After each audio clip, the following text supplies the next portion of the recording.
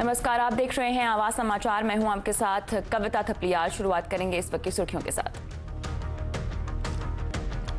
PM Modi अब से थोड़ी देर में बिहार के खगड़िया से लॉन्च करेंगे गरीब कल्याण रोजगार स्कीम। 6 राज्यों के 116 जिलों में होगा लागू। प्रवासी मजदूरों को रोजगार देने पर फोकस। साल में 125 दिन का रोजगार मिलेगा।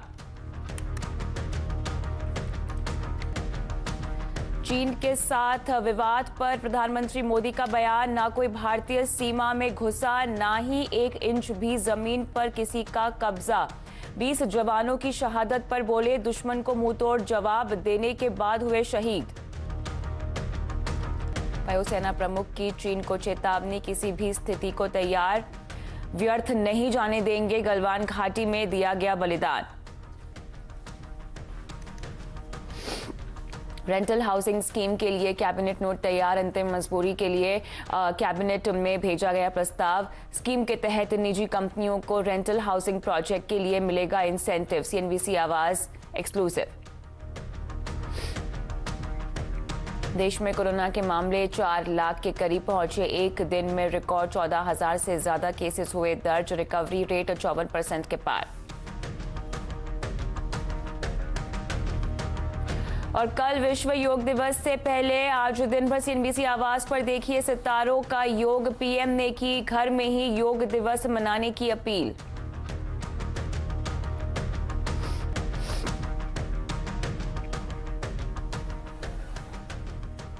अब से थोड़ी देर में पीएम मोदी 6 राज्यों के 116 जिलों में गरीब कल्याण रोजगार अभियान लॉन्च करेंगे। बिहार के खगड़िया के तलिहर गांव से स्कीम की शुरुआत की जाएगी और इस पर तमाम डिटेल्स के साथ हमारे सहयोगी लक्ष्मण रॉय जुड़ते हैं लक्ष्मण से।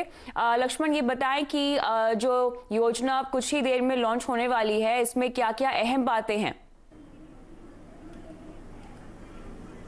देखिए, इस पूरी योजना की सबसे बड़ी बात तो यह है कि लॉकडाउन की वजह से जो बड़ी संख्या में मजदूर अपने अपने घर वापस जा रहे थे, तो सवाल ये उठ रहा था कि अपने घर जाएंगे तो आखिर वहां जाकर क्या करेंगे, कैसे कमाएंगे, कैसे उनका रोजगार की व्यवस्था की जाएगी। उसके लिहाज से ये योजना बहुत महत्वपूर्ण है, जिसका शुरुआत अभी कुछ ही देर बाद प्रधानमंत्री करेंगे। दरअसल प्रधानमंत्री गरीब कल्याण रोजगार योजना जो है, ये जो श्रमिक हैं, जो अपने घर गए, माइग्रेंट वर्कर हैं या फिर गाँव में रहने वाला जो कामगार हैं, उनको हर हाल में रोजगार की गारंटी प्रदान करता है। ये पूरे देश भर में ऐसे 116 जिलों की पहचान की गई है, 6 राज्यों में, जिसमें बिहार, उत्तर प्रदेश, मध्य प्रदेश, झारखंड जैसे राज्य हैं। लेकिन बिहार से इसकी शुरुआत की जा रही है। उसके पीछे एक राजनीतिक वजह भी मानी जा रही है, क्योंकि इस साल के आखिर में बिहार में चुनाव है और सबसे ज्यादा जिले बिहार से ही चुने गए हैं। 32 जिलों में ये योजना शुरू हो रही है। हालांकि यह भी बात सच है कि सबसे ज्यादा माइग्रेंट जिन राज्यों में गए हैं, उनमें से बिहार एक है। इस योजना के तहत सरकार जो है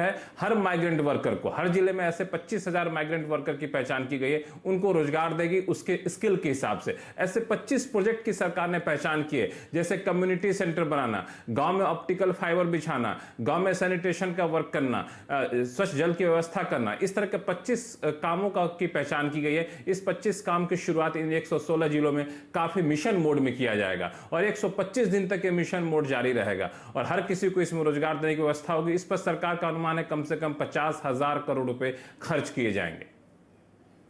बिल्कुल, तो यहाँ पर प्रधानमंत्री मोदी इस योजना को लॉन्च करेंगे। इसकी तमाम अपडेट हम आप तक पहुंचाते रहेंगे। फिलहाल शुक्रिया लक्ष्मण तमाम डिटेल्स के लिए।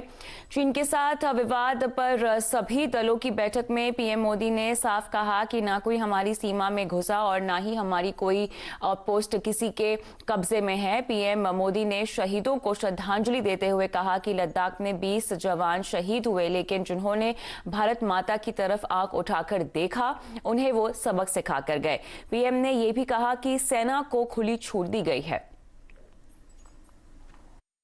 उनकी वीरता,